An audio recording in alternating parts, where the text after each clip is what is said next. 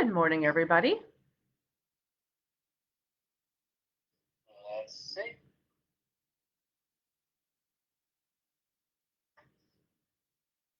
I am not seeing you. Let's see.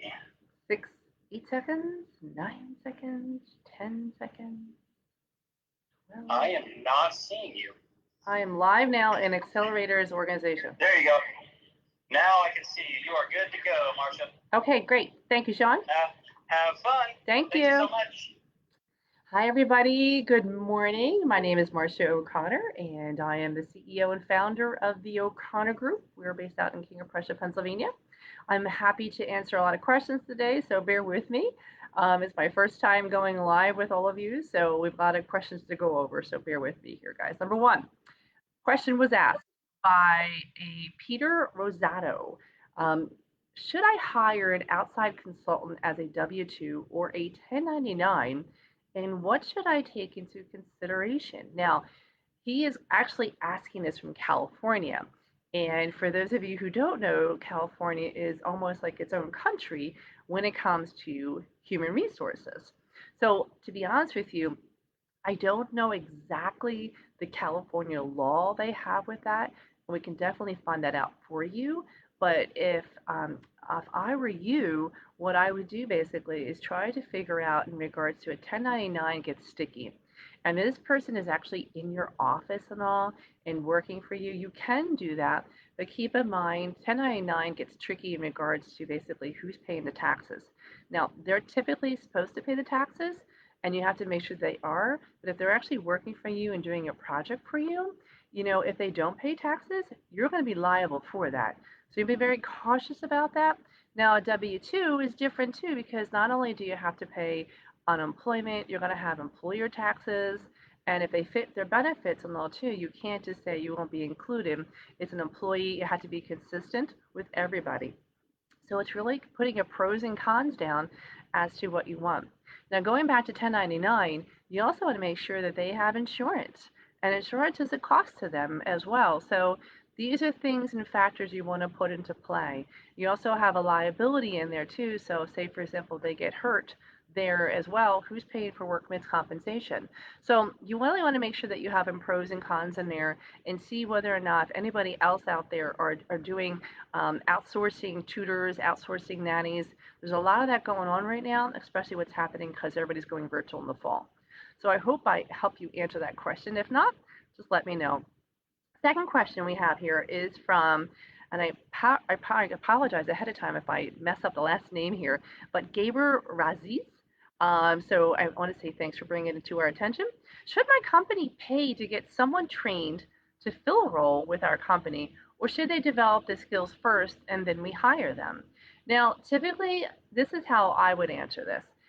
With my team, I know the fact that most of them have the skills, or if I see the potential and that grit, I'm going to hire them still. And I want to train them because you know what? It's really hard to find that grit in that individual who is really up to par and up to speed. And so I preferred basically to hire the grit and then I can train them. And ironically, you want to train them into the ways that you do your business and your culture. And I think that's really important. Yeah, you could definitely wait until they get their training and all too, but you're missing out on probably a really good person that could do a variety of different things. So be careful what you really want to do. Now, I know in here you said you're a small family-owned business with three owners, four full-time and 2 to 3 part-time employees, plus a ton of contractors. You do keep them lean and all too, and I can appreciate that. But if you have somebody who is perfect as a culture fit and all too, you really want to make sure that you try to find space for them. Now, what I have also learned is there are wonderful people who fit culture and they're fun and they're warm and they're bubbly. But as a really good business coach once told me, stop trying to basically make the job description fill the person and make sure that you fill the job description and not the person. What that means is basically, I love somebody on my team so much and this person had so much to offer us. But unfortunately, I needed that job description position filled to really keep things cranking here. And there really wasn't anything else I could put this person in charge of. And so we had to come to a conclusion to basically part ways. And it was very hard. This wonderful person, great attributes, everything, but we really needed to get that job filled. So you got to be very careful because obviously time is money and money is time, but you want to make sure it really fits where you want to go and where you want to take it. Um, there's a lot of great people out there too, but you got to keep in mind a small business has to really focus on the jobs to be successful to moving forward. Okay, so next question we have is from Law Jackson. The question is, are there companies out there that can help me find talent as I grow my company, and if so, how much? So there obviously are, and you want to make sure that you have a rapport with, and talk to people, talk to other entrepreneurs of who they are using and basically where they're finding their individuals. Now, I can tell you, like my company has a whole different model, and how we do it is basically we provide a lot of recruiting help for a lot of our clients, typically like under 100 employees. And how we do it is hourly. There's not a headcount cost. If there's a headcount cost with basically finding people, you want to find out exactly how much that is. And keep in mind, if there is a headcount cost, they make their money on how large that salary they're going to negotiate for you, and they get a percentage of that too. So be very careful. There are other units out there, like we're considered almost like a RPO, recruiting process organization, but there are smaller units in too to help you basically fill out those positions on your accountability chart to get you to where you need to go. But you start talking to entrepreneurs and figure out who have you used? Did you like them? Did you not like them? Were they fast? Were they reputable? Did they take good care of your candidates? Did they follow up with you? Did they understand the job description? Did they understand your culture? These are all the questions you're going to really have to ask.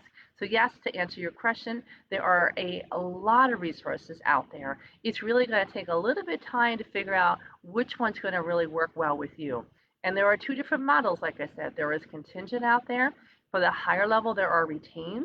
And retained basically means you're paying them that fee whether or not they hire somebody. It's a lot of money, but the good ones are worth it because they have the database, they know how to handle pretty high-end individuals. I know too, but if you're just starting out and trying to get some moving, use your employee referrals as well and put an employee referral program together. And that basically helps you hire individuals that people know and they trust to work with you. And if you make it having like $1,000 or $2,000 a bonus in there and you make a big deal about it, more and more people are actually going to refer people to you. So that's another avenue you can take besides going outside. Okay, I hope that answered your question. Next question on here. We have a lot of questions today, guys, so bear with us. Next one is from Eric Blandino. And the question he asked are, what are strategies we can use in our culture to cross-train our team to do multiple things during downtime? Excellent question. Let me tell you basically what we did. And, it was really helpful. So we are a professional services company, and my team members are all billable. So obviously, when their numbers are down, we were wondering, what are we going to do? Because then they start to panic and worry, am I going to have a job? And I said, we're going to take good care of you, but we're going to split things up. And so we would have questions with them saying, what do you like to do? Sales, marketing, ideas. And a lot of them actually did choose the marketing side. So we had a marketing call with the marketing team. And for a few weeks, they actually helped out the marketing team. And they were phenomenal with the ideas that they came out of nowhere. So we really appreciated them basically having these ideas. And then one of the days, we actually, so when COVID first hit, my team basically put together a 15-minute huddle every single day. And it was really more of a pulse of how we're doing and where we're going and what's the business doing and how are we doing this all together. And it really helped us keep us together. But it also showed each other what they were working on, who was doing what, and basically how we could help each other. And it really made it more along the lines of everybody really saying, hey, how can I help you? I have some downtime. Hey, how can I help you? I'm really good in marketing too. And I haven't done it before, but I have some ideas. And we utilized all their time and resources together. And it also empowered them. It empowered them to really feel comfortable with each other and feel as if they were adding value. And we actually had some great ideas from it. So much so that the following week, we took one of those sessions and we made it a full hour. I said, this is going to be innovation hour. So we actually sat there and I wrote down all on Zoom, all their ideas in an hour. They came up with 40 ideas. And, it was so awesome to hear some really phenomenal ideas that we were doing. So we took 5 of them to put them in practice actually, and we used that team basically to help us put this in play because they had the downtime. And so ironically, I think my team now is stronger than ever, but they appreciate each other in what they do. And now I have actually some people in my recruiting team who are now also doing HR. And I have some of my HR people now helping out with marketing and business development. And I would never have known that without basically asking the question, hey, what do you like to do? And what else would you want to do? And so these things are basically helping us keep us together. But I also think it's given them a good advantage of how to help each other and how to respect each other and what they bring to the table for the company. So these are just a few ideas that I would suggest, but definitely cross training is a really important thing to do. Um, I do also believe in the fall, you're going to see a lot more people potentially leaving your company. And you want to make sure you have succession planning lined up, as well as an understanding about what each other person is doing. So we do a backups into my recruiting team. So typically I'll put 2 of my consultants on like one project.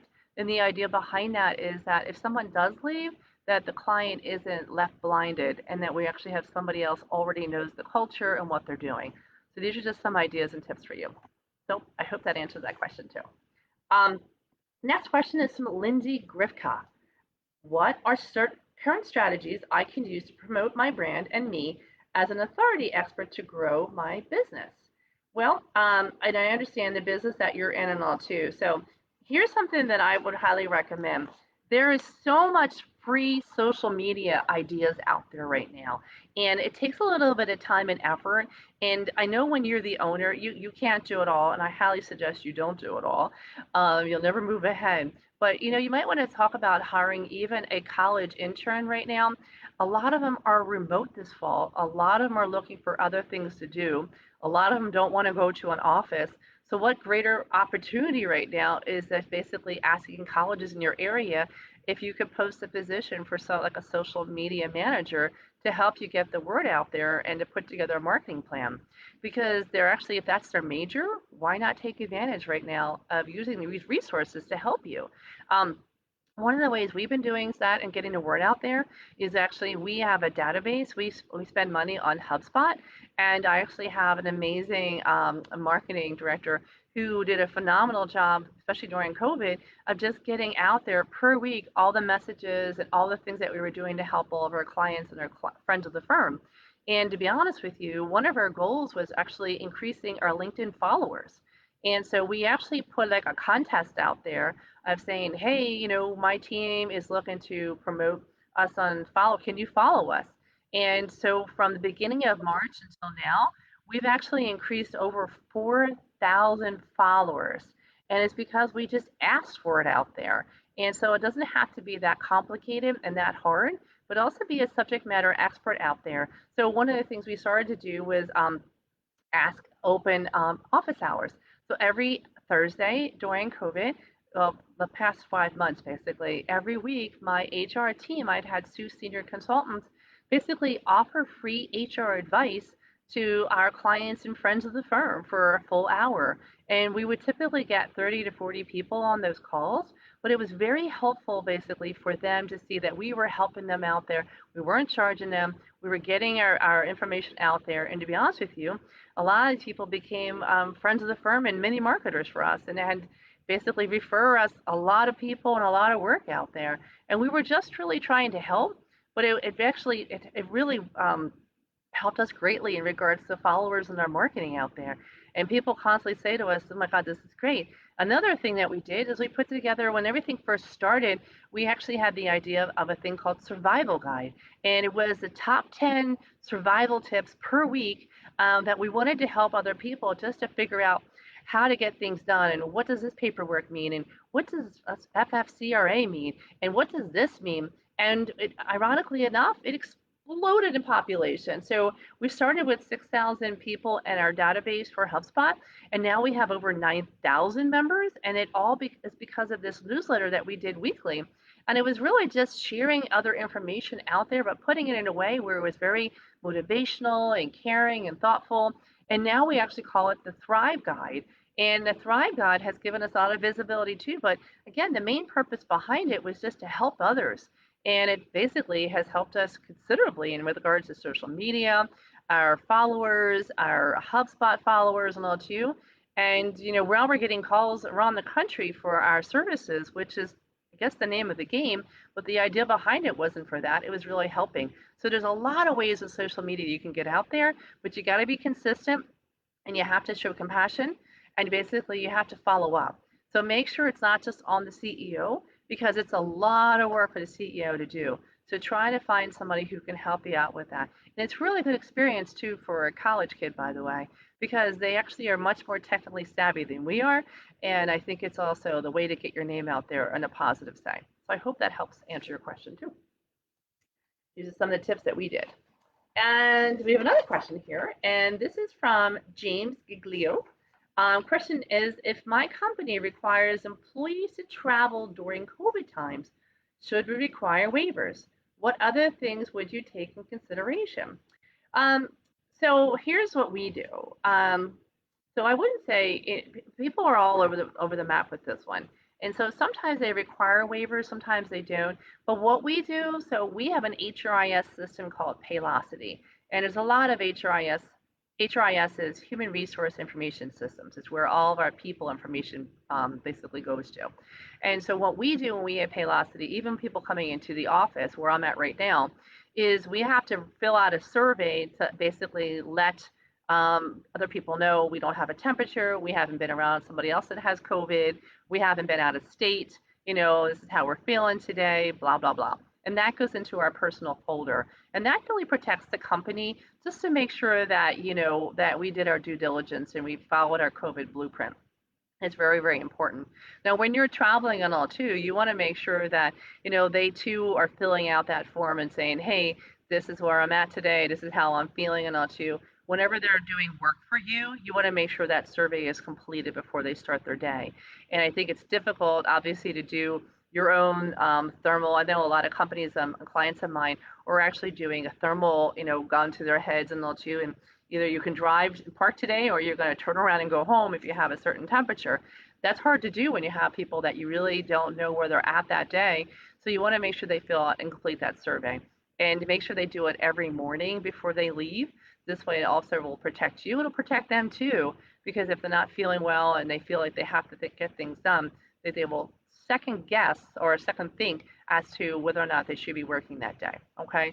So again, the tough part is making sure that they actually do it to protect you, and you really want to make sure that they do. Now, we also make them fill out this survey. My guys, because of the fact that they go to a client, we still make them fill it out, even though that client might have their own record and all too. But I'll be honest with you, we're finding out a lot of them do not.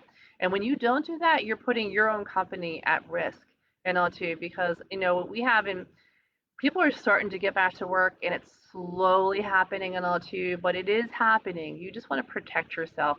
You also want to protect your employees to make sure that you did your due diligence to make sure that somebody was protected and this person makes sure this. You want to make sure that there's some kind of documentation in there. So that's how you would do it. It's hard to track sometimes, but if you have somebody that you assign in your company as to, hey, if this person's out, make sure they have this in the survey. Make sure that you assign somebody. Like I assigned my executive assistant to be in charge of that. And right now it's working. And I have 30 people, but we don't have too many people traveling to clients right now. We have a few. We'll really make sure that they do fill out this survey. It takes not even a minute to complete. Okay. I hope that answers your question. Next question is from Adam Drake. And what is a good service app that can handle compliance, payroll, reporting, and everything related to W-2 hire for reasonable costs? Or is this overkill for less than 5 employees? And should my bookkeeper CPA be handle this? Well, so interesting. So I think it really depends of how much that your bookkeeper understands, like the HR policies and procedures and laws. There's so many going on right now, and with COVID has created a whole new book of HR policies and procedures and non-compliance. So as long as they're fully aware of all those, you can rest assured be okay with your bookkeeper. But honestly, what I would do at my company when I first had started, I started using an outside service basically. And so we started using Bamboo HR first. And Bamboo HR was phenomenal, but it didn't do payroll. And then my payroll company was phenomenal, but it didn't do the tech side of the house. So then we decided to move our HRIS system and our payroll into Paylocity, which does a phenomenal job for us. Like I said, we're only 30 people. But ironically, I feel as if everything is in there, everything is up to par. Handbooks are updated in there too. All that information is in there. But when you're first starting out, you also might want to consider a PEO. And a PEO basically is a bunch of them out there, and Insperity is one of them. It's one of the most cost efficient ways of handling all these pieces for you, including benefits and all too. And a PEO is going to give you a monthly service charge and all too, but it depends upon if you want to stay less than 5 employees for a while, a PEO is a wonderful option. If you're going to be higher than that and you want to be like 20 employees, I would invest more into an HRIS system that you own basically versus a PEO, because eventually you're going to have to move all that information over into your HRIS system anyway. So if you're on that growth mode, I would highly recommend looking into either a Bamboo HR or an HRIS. There's also Paycor, Paycom. There's so many of them out there on the market right now, but it really depends upon where you decide to go down the road. Okay, so again, I hope that answers your question. And but make sure when you do that. So when we did that, we actually had a lot of them come in and do a review of all the pros and all the cons. And then we put together our own spreadsheet as to what we liked about it, what we didn't like about it, what we needed and all too. And the nice thing about Paylocity for us is we have employee evaluations on their module. We have a training development module on there. Our benefits are on there, and we're probably also going to move our 401k on there too. So this way, everybody can just go into their phone. They can fill out their survey to come in for COVID-related reasons. They could see what their paycheck was.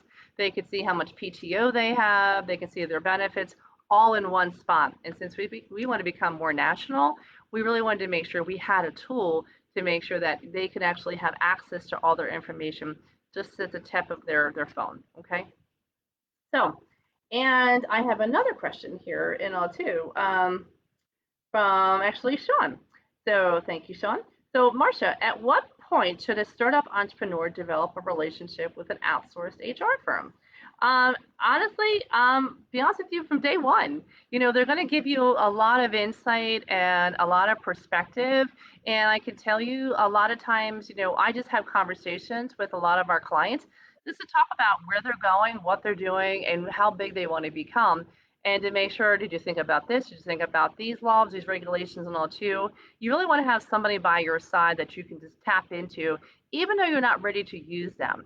And there's a lot of us out there. Just make sure somebody really, to me, I think you would like to have somebody that had more of a technology side of the house as well as understanding how business works. And I think that's really important. I have a unique background. I went to accounting for school and I have an MIS minor. And so I really understand the whole business side of the house, but I also have the HR and the recruiting strategy behind me too. So I love talking to CEOs and figuring out where do you want to take this company? What do you want to do? Like how much larger do you want to become? And what are the pieces to the puzzle? And typically it's having these conversations with individuals of where you want to go. I would also highly suggest, it's a great step that you're already part of Accelerator organization. That's a huge step. And there's other groups that you want to be a part of, your chambers of commerce, entrepreneurs organization, people like that already have those goombas that they talk to and they feel comfortable with. But I would say if you're going to work with an HR consulting company, have one that has been out there for a little bit, has one that basically knows what they're talking about and really has helped them guide certain clients to get them to their certain levels. And how, you want to get examples of it too and say, what exactly did you do and how long did it take? And what are some of the things you recommended? These are really important things that I think a lot of times people forget to ask, because lots of times they go to an HR consulting firm just because they need an HR person to do a handbook or a review, or they want to get rid of somebody, and there's so much more you can get out of your HR consulting firms, guys. And then once you get to them really, really closely, they're almost like your backhand, you have lawyer in one hand, you have your HR consultant in the other hand. And I think it's really important that you feel very comfortable, that you have a trust factor there and you know what they're doing. I can tell you, I've taken calls on a Saturday morning and really just walked people through about what they need and what they think they need. And, I had one conversation before where somebody had called me on a Saturday morning and I could tell he was in a panic, and he was having issues with his COO, and the CEO came on board. It was a little testy because there was like a relationship, not with the COO, but basically the COO's husband was the CEO's best friend, and it got a little sticky. And ironically, as soon as this person got into the COO, the VP of sales left, and then all of a sudden the sales team started to leave and all too. And we had to have these communications as to, are you going to lose your whole staff, or do you have the right person in play? And most of the time, it's really they don't have the right people in the right seats. And so we walk through them and with them, basically, who do you have and why do you have them and what's the purpose here and all too. And a lot of times, I hate to say this, a lot of entrepreneurs will hold on to people for the wrong reasons.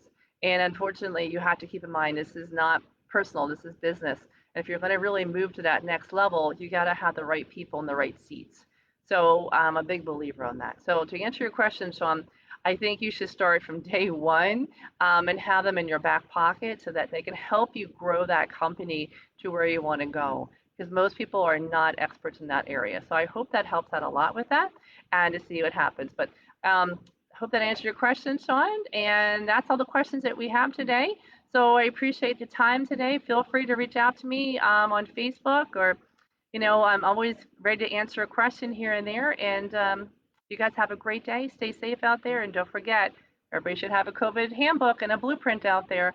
And just keep the chins up, and we're going to get through this. Take care. Bye bye.